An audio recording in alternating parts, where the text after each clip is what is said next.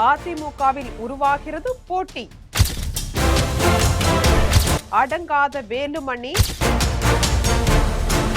யோசிக்கும் எடப்பாடி பழனிசாமி.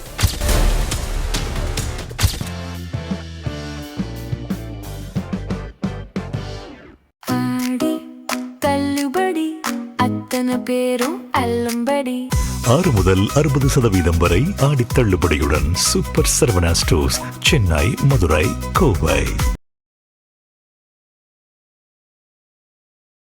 சமீபத்துல எடப்பாடி பழனிசாமிய குற்றம் சாட்டி எஸ்பி வேலுமணியும் நத்தம் விஸ்வநாதனும் கூட்டறிக்கை வெளியிட்டிருந்தாங்க. அதுல கடந்த 2026 தேர்தல்ல தாவேகாவுடனான கூட்டணி அமைக்கும் வாய்ப்புகளை பயன்படுத்திக் கொள்ளல தேமுதிக, புதிய தமிழகம் ஆகியோரையும் வெளியேற்றி விட்டாங்க. 2024 தேர்தல்ல பாஜக பல முறை கூட்டணி வைக்க முயன்றுமே முன் யோசனை இல்லாம தனித்து போட்டி அப்படின்ற தவறான முடிவால தேர்தல்ல போட்டியிட்ட அதிமுக வேட்பாளர்கள் பல கோடி ரூபாய்களை இழந்திருக்காங்க. 2021, 2024, 2026 ஆகிய 3 தேர்தல்களையுமே அதிமுக வெற்றி பெற பிரகாசமான வாய்ப்புகள் இருந்துமே உங்களினுடைய தவறான தன்னிச்சையான முடிவுகளால தொடர் தோல்விகள் கிடைத்து தொண்டர்களை சோர்வடைய செஞ்சிருக்கு. சசிகலா, டிடிவி தினகரனா அதிமுகவில இணைத்து கட்சியை பலப்படுத்தணும். எதிர்வரும் உள்ளாட்சி தேர்தல் கட்சிக்கு மிகவும் முக்கியம் அப்படின்றதால கட்சியை பலப்படுத்தியே ஆகணும். 2026 மே மாதத்திற்கு பிறகு கட்சியினுடைய பொறுப்புகள்ல இருந்து விடுவிக்கப்பட்டோருக்கு மீண்டும் அதே பொறுப்புகளை வழங்கணும் அப்படின்னு தெரிவிச்சிருக்காங்க. 2026ஆம் ஆண்டு தேர்தல் முடிந்த பிறகு அதிமுகவில உட்கட்சி மோதல் அதிகமா இருந்தது. எஸ்பி வேலுமணி தரப்பினர் சட்டமன்றத்துல விஜய்க்கு ஆதரவா வாக்களிச்சிருந்தாங்க. இதையடுத்து தலைமை நிலைய செயலாளராக இருந்த எஸ்பி வேலுமணி முன்னாள் அமைச்சர்கள் நத்தம் விஸ்வநாதன், சி.வி. சண்முகம் உள்ளிட்டவர்களுடைய கட்சி பொறுப்பை எடப்பாடி பழனிசாமி பறித்திருந்தார். அந்த பதவிகள் மற்றவர்களுக்கு வழங்கப்பட்டிருக்கு. பின்னர் எஸ்பி வேலுமணி நத்தம் விஸ்வநாதனுக்கு துணை பொதுச் செயலாளர் பதவியை வழங்கினார். ஆனா இந்த பதவியை ஏற்றுக்கொள்ள மறுத்து அதிமுகவினுடைய அடிப்படை தொண்டர்களாக மட்டுமே அவங்க கட்சியில நீடித்து வராங்க. இந்த நிலையில தான் சட்டமன்ற வளாகத்துல அமைச்சர் புஷி ஆனந்த் வேலுமணி சந்திப்புக்கு பிறகான சில நாட்கள்ல தான் இந்த கூட்டறிக்கையும் வெளியாயிருக்கு. அதாவது அதிமுகவில வேலுமணி தலைமையில ஒரு பிரிவை உருவாக்கி அத சட்டமன்றத்துல அங்கீகரித்து அதற்கு போட்டி அதிமுக என பெயரிடுவதுதான் தமிழக வெற்றி கழகத்தினுடைய இப்போதைய ஆபரேஷன். இதற்கு வேலுமணியும் ஒப்புக்கொண்டுதா இந்த நடவடிக்கைகளை படிப்படியா செய்து வராரு.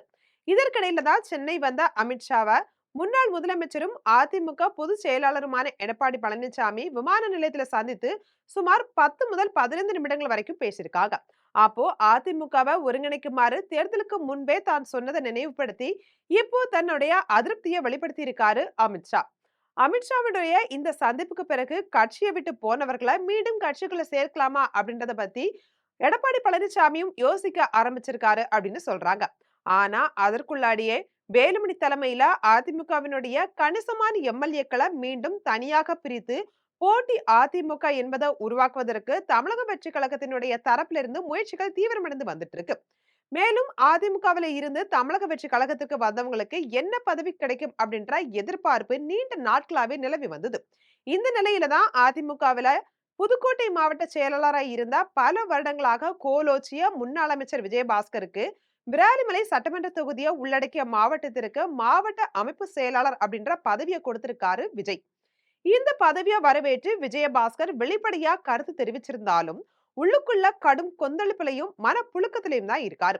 என்னவோ எதிர்பார்த்து வந்தோம், என்னென்னவோ நடக்குது அப்படின்னு விஜயபாஸ்கரனுடைய ஆதரவாளர்கள் அழாத குறையா ஆதங்கப்பட்டு இருக்காங்க. அதிமுகவில இருந்து தாவேகாவுக்கு வந்த எம்.ஆர். விஜயபாஸ்கர், மரகதம் குமாரவேல் போன்ற சிலருக்கு மாநில பதவி கொடுக்கப்பட்டிருக்கு. ஆனா சி விஜயபாஸ்கர் போன்றவர்களுக்கு மாவட்ட பதவிகள் தான் கொடுக்கப்பட்டிருக்கு. சி விஜயபாஸ்கரை பொறுத்த வரைக்கும் செங்கோட்டையனுக்கு கொடுத்த மாதிரி 4ல இருந்து 5 மாவட்டங்களுக்கு சேர்த்து மண்டல அமைப்பு செயலாளரா பதவி கொடுங்க அப்படின்னு கேட்டிருந்திருக்காங்க. அதுக்காகவே ரொம்பவே தாவேகாவில செலவும் செஞ்சிட்டு இருக்காரு. இப்ப புதுக்கோட்டை மாவட்ட அமைப்பு செயலாளர் பதவியும் அவரோட விராலிமலை தொகுதியையே ஒரு மாவட்டமாக்கி அதுக்கு மாவட்ட செயலாளர் ஆக்கியும் அறிவிச்சிருக்காரு விஜய். இதுல கொஞ்சம் சி விஜயபாஸ்கருக்கு அதிருப்தி இருந்தாலும் கூட வெளியே காண்பிக்க முடியாதபடி அரசியல் செஞ்சாகணுமே அப்படின்னு இருக்காரு. இதற்கிடையே இன்னைக்கு நடந்த சட்டமன்றத்துல அதிமுக பொதுச் செயலாளர் எடப்பாடி பழனிசாமி பேசும்போது கடந்த 3 மாதங்கள்ல இந்த அரசனுடைய குறிப்பிடத்தக்க சாதனை என்ன அப்படின்னா அது குதிரை பேரம் தான். இவற்றையெல்லாம் தடுக்கணும் அப்படின்ற கருத்தையும் தெரிவிச்சிருக்காங்க. அதிமுக சட்டமன்ற உறுப்பினர்கள் ராஜினாமா செய்து தாவேகாவில இணைவது குறித்து இந்த கருத்தை எடப்பாடி முன் வச்சிருக்காங்க. தாவேக அரசின் மீதான அவருடைய குற்றச்சாட்டுக்கு பதிலளிக்கும் வகையில அமைச்சர் ஆதவர்ஜனா பதிலளித்த போது 2017ஆம் ஆண்டுக்கு முன்பிருந்த அதிமுக ஆட்சியின் மீது எங்களுக்கு உடன்பாடு இருக்கு.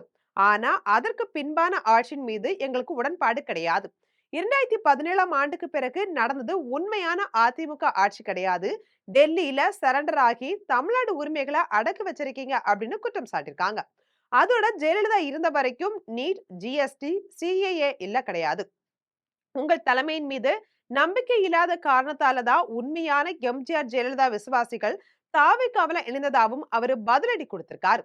இது போன்ற அரசியல் செய்திகளை உடனுக்குடன் தெரிந்து கொள்ள ஜெம் தொலைக்காட்சியுடன் எப்போதும் இணைப்பில் இருங்கள்.